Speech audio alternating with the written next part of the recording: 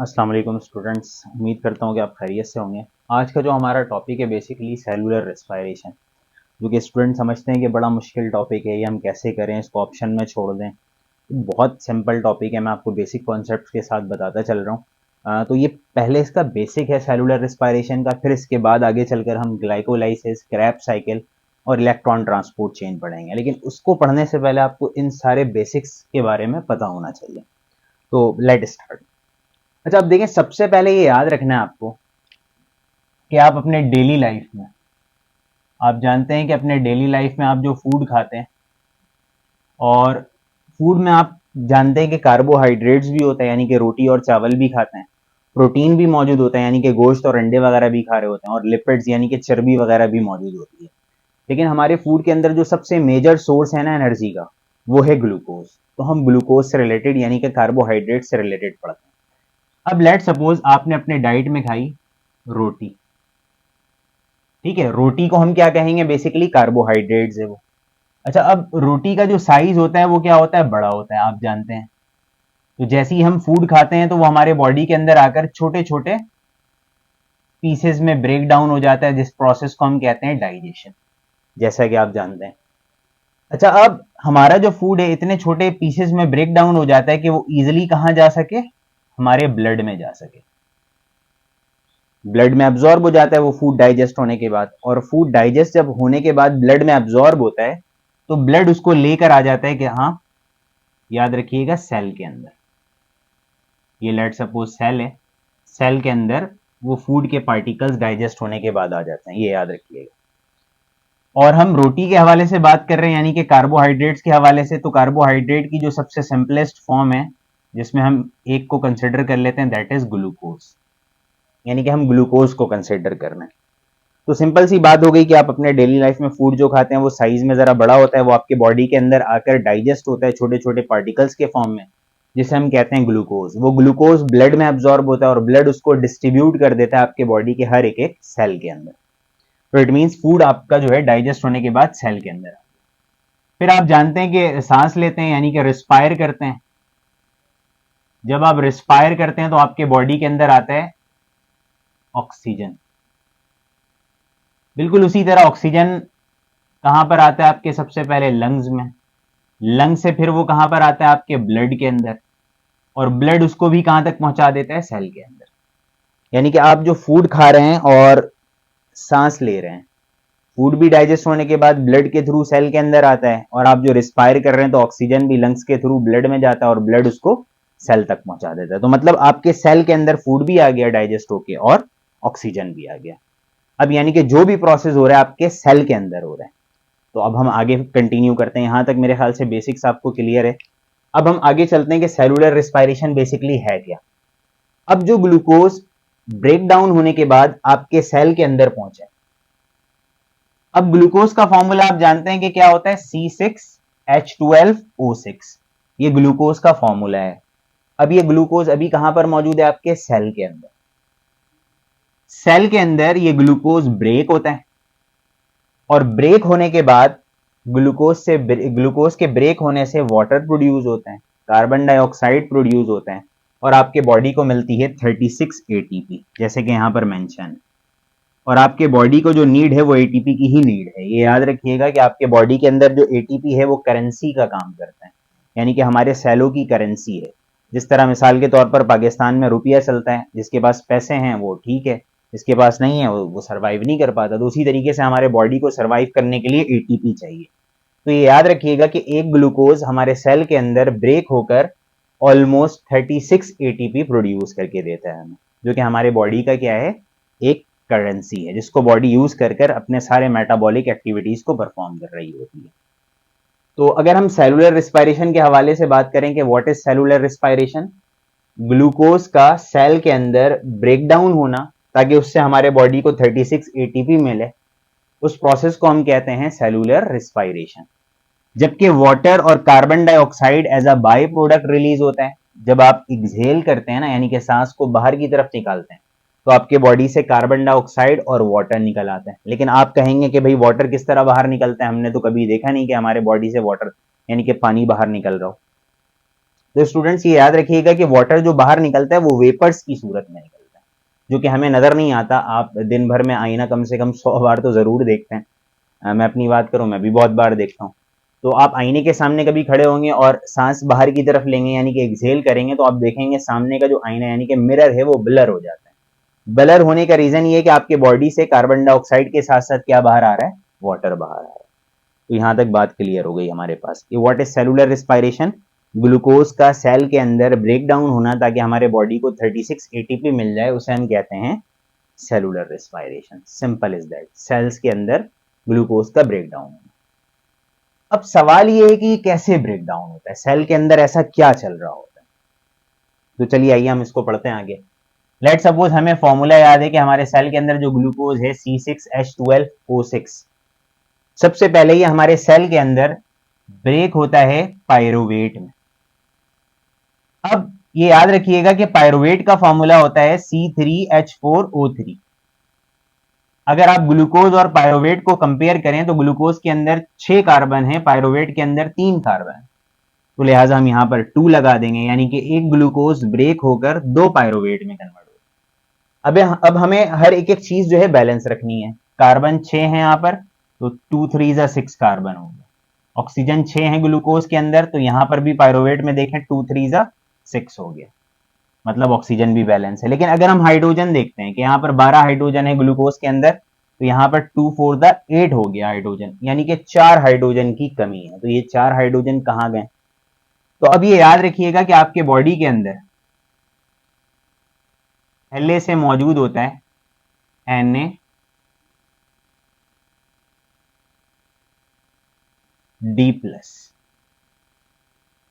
ये NAD+ hydrogen को लेता है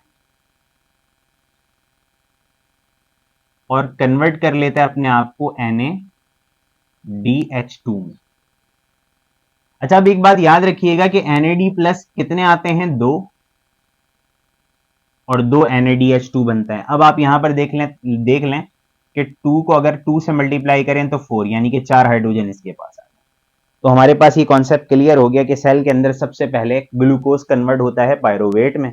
पायरुवेट का फॉर्मूला होता है C3H4O3। सब चीज यहां पर बैलेंस है, सिर्फ 4 हाइड्रोजन कम है। तो वो 4 हाइड्रोजन कहां पर गए, हमारे सेल के अंदर NAD+ मौजूद होता है, ये 2 NAD+ आता है, हाइड्रोजन को लेता है और कन्वर्ट हो जाता है NADH2 में। तो ये भी 2 बनते हैं, तो 2 को 2 से मल्टीप्लाई करेंगे तो 4 हो जाएगा, यानी कि 4 हाइड्रोजन ये लेकर निकल गया बाहर। तो ये पायरुवेट बन गया।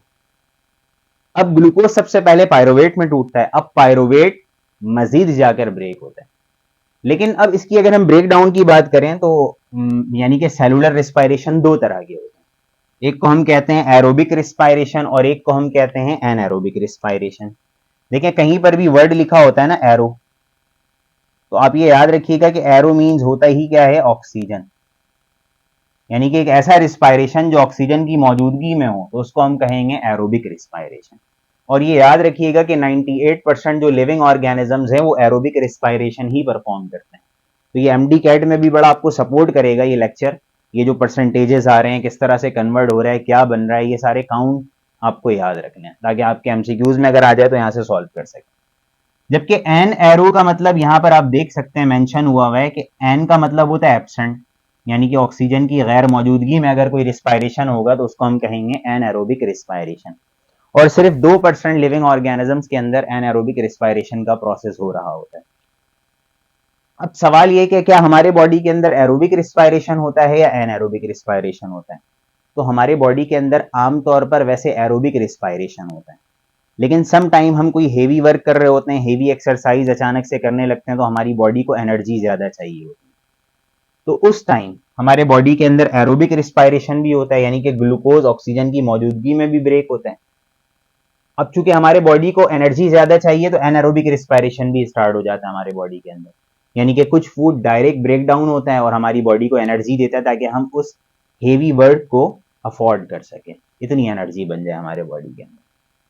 अच्छा, अब अगर हम एरोबिक रिस्पायरेशन की बात करें, ये जो ग्लूकोज पहले पायरुवेट में कन्वर्ट हो गया, तो एरोबिक रिस्पायरेशन के दौरान क्या होता है कि जो पायरुवेट है, ये पायरुवेट एक साइकिल के अंदर जाता है। उस साइकिल को हम कहते हैं क्रैब साइकिल, जिसको हम आगे चलकर पढ़ेंगे। और क्रैब साइकिल के बाद एक प्रोसेस परफॉर्म होता है हमारे सेल के अंदर ही, जिसको हम कहते हैं इलेक्ट्रॉन ट्रांसपोर्ट चेन। फिर इस पूरे प्रोसेस के बाद एट द एंड हमारी बॉडी को एटीपी चाहिए, तो 36 एटीपी हमारे बॉडी को मिल जाती है। तो सिंपल सी बात हो गई कि सेलुलर रिस्पायरेशन के दो टाइप्स होते हैं, एरोबिक और एनारोबिक। एरोबिक रिस्पायरेशन एक वो रिस्पायरेशन होता है जो ऑक्सीजन की मौजूदगी में होता है, जिसमें क्या होता है कि पायरोवेट क्रैब साइकिल में जाता है, फिर इलेक्ट्रॉन ट्रांसपोर्ट चेन के थ्रू एट द एंड हमारे बॉडी को 36 एटीपी प्रोड्यूस करके दे देता है। अब जो दूसरा हमारे पास है टॉपिक, वो है एनारोबिक रिस्पायरेशन। एनारोबिक रिस्पायरेशन याद रखिएगा कि in the absence of oxygen, अगर ऑक्सीजन की गैर मौजूदगी में जो रिस्पायरेशन होगा उसे हम कहेंगे एनारोबिक रिस्पायरेशन। अब ये याद रखिएगा कि जो ऑक्सीजन की गैर मौजूदगी में रिस्पायरेशन हो रहा है यानी कि एनारोबिक रिस्पायरेशन, इसे हम फर्मेंटेशन भी कहते हैं। इसे हम क्या कहेंगे? फर्मेंटेशन। यानी कि सिंपल सी बात आ गई हमारे पास कि एनारोबिक रिस्पायरेशन को हम फर्मेंटेशन भी कहते हैं। अब एनारोबिक रिस्पायरेशन में क्या होता है कि हमारा फूड डायरेक्ट ब्रेक डाउन होता है और हमारी बॉडी को एनर्जी देता है, लेकिन यहां पर जो एनर्जी रिलीज होती है, एटीपी जो बनते हैं, वो 36 नहीं बनते, कम बनते हैं। लेट सपोज 2 एटीपी बनेगा, कम एटीपी बनते हैं, क्योंकि यहाँ पर फूड की जो ब्रेक डाउन है वो कंप्लीट ब्रेक डाउन नहीं होती बल्कि इनकम्प्लीट ब्रेक डाउन होती है। फिर अगर हम एनारोबिक रिस्पायरेशन की बात करें तो एनारोबिक रिस्पायरेशन भी दो तरह के होते हैं। एक को हम कहते हैं लैक्टिक एसिड फर्मेंटेशन और एक को हम कहते हैं अल्कोहलिक फर्मेंटेशन। स्टूडेंट्स ये याद रखिएगा, जितने भी माइक्रो ऑर्गेनिजम्स हैं, लेट सपोज बैक्टीरिया परफॉर्म करता है अल्कोहलिक फर्मेंटेशन। और इंसान के बॉडी के अंदर जब हम हेवी एक्सरसाइज करते हैं तो हमारे बॉडी के अंदर एरोबिक रिस्पायरेशन तो होगा 100%, लेकिन उसके साथ साथ एनारोबिक रिस्पायरेशन भी हो रहा होता है, यानी कि लैक्टिक एसिड फर्मेंटेशन हमारे बॉडी के अंदर हो रही होती है ताकि हमारे बॉडी को एनर्जी ज्यादा से ज्यादा मिले। अब देखें, आप ये याद रखिएगा कि जैसे कि हमने पढ़ा कि लैक्टिक एसिड फर्मेंटेशन और अल्कोहलिक फर्मेंटेशन में क्या फर्क है। लैक्टिक एसिड फर्मेंटेशन में जो वेस्ट प्रोडक्ट बनता है वो बनता है लैक्टिक एसिड, जब हम इसे कहते हैं लैक्टिक एसिड फर्मेंटेशन। जबकि अल्कोहलिक फर्मेंटेशन में alcohol as a by product बनता है, तो जब हम इसे कहते हैं अल्कोहलिक फर्मेंटेशन। कैसे बनता है स्टूडेंट्स? तो आइए हम देख लेते हैं। यहाँ पर सबसे पहले हम जानते हैं कि पायरोवेट का फॉर्मूला है C3H4O3। हमने पायरोवेट लिख दिया C3H4O3। कितने पायरोवेट बने थे? 2, तो हमने 2 यहां पर लगा दिया। अब ये पायरोवेट कन्वर्ट हो गया किसमें? लैक्टिक एसिड में। लैक्टिक एसिड का फॉर्मूला क्या होता है? C3H5O3। अब अगर हम इसको रिएक्शन को देखें, 2 को हम 3 से मल्टीप्लाई करेंगे तो 6 कार्बन, 2 3 6 कार्बन। यहां पर 4 और 2 8 हाइड्रोजन है, 5 और 2 10 हाइड्रोजन, 3 और 2 6 ऑक्सीजन है, 3 और 2 6 ऑक्सीजन है। यानी कि यहां पर हमें जो महसूस ऐसा हो रहा है कि यहां पर हाइड्रोजन पहले 8 थे, अब कितने हो गए? 10 हो गए। तो ये हाइड्रोजन 2 हमारे पास कहां से आए? तो ये याद रखिएगा, इस प्रोसेस के दौरान हमारे बॉडी के अंदर NADH2 जो बना था वो कंज्यूम होता है, 2 हाइड्रोजन देता है और खुद कन्वर्ट हो जाता है NAD+ में, और ये 2 हाइड्रोजन आकर इसके साथ जुड़ जाते हैं और लैक्टिक एसिड बन जाता है। इसे हम कहते हैं लैक्टिक एसिड फर्मेंटेशन।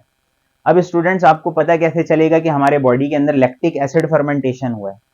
जब आप हेवी एक्सरसाइज कर लेते हैं तो कुछ टाइम पीरियड के बाद आपके जिस्म में एक दर्द होने लगता है, जलन सा महसूस होने लगता है, आपसे उठा नहीं जाता। तो इट मीन्स कि आपके बॉडी के अंदर लैक्टिक एसिड बना है। लैक्टिक एसिड की वजह से मसल्स के अंदर जलन सा हो रहा होता है, तो उस फर्मेंटेशन को हम कहेंगे लैक्टिक एसिड फर्मेंटेशन। जबकि अल्कोहलिक फर्मेंटेशन में क्या होता है कि ये जो पायरोवेट बना था, ये पायरोवेट अल्कोहल में कन्वर्ट हो जाता है। इस प्रोसेस के दौरान क्या होता है कि कार्बन डाइऑक्साइड भी रिमूव होता है और NADH2 2 हाइड्रोजन देकर NAD+ में कन्वर्ट हो जाता है। अब आप इस रिएक्शन को देखेंगे तो बैलेंस होगा, हर एक एक चीज बैलेंस मिलेगा। तो डियर स्टूडेंट, ये पूरा बेसिक्स था।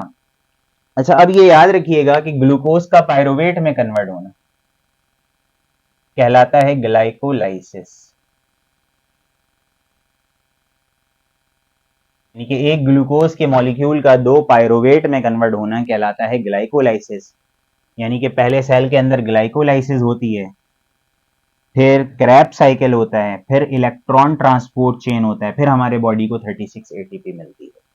यानी कि इसका आउटकम क्या हुआ कि सेलुलर रेस्पायरेशन के दौरान हमारे बॉडी के अंदर फूड की ब्रेक डाउन होने की वजह से 36 एटीपी मिलती है, जो कि हमारे बॉडी को नीड होती है। उम्मीद करता हूँ स्टूडेंट्स कि आपको ये लेक्चर समझ में आया होगा। इस लेक्चर के एंड में मैं आपको एक नोट्स भी प्रोवाइड करके दे रहा हूँ, तो उसमें ये होगा कि ईजी वर्डिंग होगी, क्योंकि आप जानते हैं कि एंटर के लेवल पर आपको लिख कर आना है। जितना अच्छा और जितनी अच्छी वर्डिंग्स में आप लिख कर आएंगे, आपके उतने मैक्सिमम मार्क्स आएंगे। तो मैं ये समझता हूँ कि लेक्चर के साथ साथ आपको लिखना भी अच्छा आना चाहिए। तो लेक्चर के एंड में आपको एक नोट्स बना हुआ भी मिलेगा, जिसको आप कॉपी कर सकते हैं, स्क्रीन शॉट कर लें, वहाँ से आप याद कर सकते हैं, जिसकी मदद से आप 100% मार्क्स अपने पेपर में ले सकते हैं। उम्मीद करता हूँ दोस्तों ये आपको पूरा टॉपिक समझ में आया होगा। मैं आपको एक छोटी सी रिवीजन दे देता हूँ कि सेलुलर रेस्पायरेशन का मतलब क्या हुआ, कि आपने जो भी फूड खाया वो फूड आपके बॉडी के अंदर आकर डाइजेस्ट होने के बाद सेल के अंदर जाता है। जैसे कि रोटी खाया आपने तो वो टूटा ग्लूकोज में सेल के अंदर आ गया। सांस लेते हैं आपके बॉडी के अंदर, ऑक्सीजन लंग्स में आता है, लंग्स से ब्लड में आता है, ब्लड से सेल के अंदर चला जाता है, यानी कि दोनों सेल के अंदर पहुंच गए। अब सेल के अंदर जो ग्लूकोज आया, सेल के अंदर ग्लूकोज का ब्रेक डाउन होकर 36 एटीपी प्रोड्यूस करना ही कहलाता है सेलुलर रेस्पायरेशन। सेलुलर रेस्पायरेशन दो तरह के होते हैं, एरोबिक और एनएरोबिक। अब इसके स्टेप्स हैं। ग्लूकोज पहले पायरोवेट में कन्वर्ट होता है, पायरोवेट में कन्वर्ट होना कहलाता है ग्लाइकोलाइसिस, जिसको हम आगे नेक्स्ट लेक्चर में जरूर पढ़ेंगे कि ग्लाइकोलाइसिस क्या होता है। फिर पायरोवेट या तो एरोबिक रिस्पायरेशन के थ्रू टूटता है या तो एनएरोबिक रिस्पायरेशन के थ्रू। अगर एरोबिक रिस्पायरेशन के थ्रू टूटेगा तो आपको 36 एटीपी बना कर देगा, जबकि एनएरोबिक रिस्पायरेशन के थ्रू टूटेगा तो आपके बॉडी के अंदर हार्डली 2 एटीपी बना कर देगा। अच्छा, पायरोवेट क्रैब साइकिल में जाता है, फिर वो इलेक्ट्रॉन ट्रांसपोर्ट चेन परफॉर्म करता है, फिर आपके बॉडी को 36 एटीपी बनकर मिलती है। जबकि लैक्टिक एसिड फर्मेंटेशन और अल्कोहलिक फर्मेंटेशन में क्या होता है कि हमारे बॉडी के अंदर वेस्ट प्रोडक्ट जो है लैक्टिक एसिड बनता है, और अल्कोहलिक फर्मेंटेशन में वेस्ट प्रोडक्ट जो है अल्कोहल बनता है, जब भी हम उसको कहते हैं अल्कोहलिक फर्मेंटेशन। तो इंशाल्लाह स्टूडेंट अब हम नेक्स्ट लेक्चर में नेक्स्ट टॉपिक के साथ फिर दोबारा मिलेंगे इंशाल्लाह, और स्पेशली ग्लाइकोलाइसिस, क्रैब साइकिल और इलेक्ट्रॉन ट्रांसपोर्ट चेन में आपको बहुत अच्छे से बताऊंगा। अल्लाह हाफ़िज़। अब स्टूडेंट्स आप देख सकते हैं कि सेलुलर रेस्पायरेशन की जो है प्रॉपर यहाँ पे नोट्स बना हुआ आपको मिल जाएगा, आप इजीली लिख सकते हैं, बहुत आसान से लिखा हुआ है। फिर उसी तरीके से टाइप्स की अगर हम बात करें तो एरोबिक रेस्पायरेशन आपको पता है ऑक्सीजन की मौजूदगी में होता है और फूड कम्प्लीटली ऑक्सीडाइज्ड हो जाता है, और जैसे कि इसका रिएक्शन दिया हुआ है नीचे। उसी तरीके से एनारोबिक रिस्पायरेशन को हम फर्मेंटेशन भी कहते हैं, वो ऑक्सीजन की गैर मौजूदगी में होता है। एनारोबिक रिस्पायरेशन माइक्रो ऑर्गेनिज्म में होता है और इंसानों में भी होता है हेवी एक्सरसाइज के दौरान। फिर अगर हम एनारोबिक रिस्पायरेशन की बात करते हैं तो दो टाइप से लैक्टिक एसिड फर्मेंटेशन, यानी कि जिसमें इंसान में हेवी एक्सरसाइज के दौरान lactic acid as a by product बनता है, उसको हम लैक्टिक एसिड फर्मेंटेशन कहेंगे। Alcoholic fermentation mostly micro organisms के अंदर होता है, जिसमें alcohol as a by product बन रहा होता है, उसको हम कहेंगे अल्कोहलिक फर्मेंटेशन। और आप लोगों का बहुत शुक्रिया।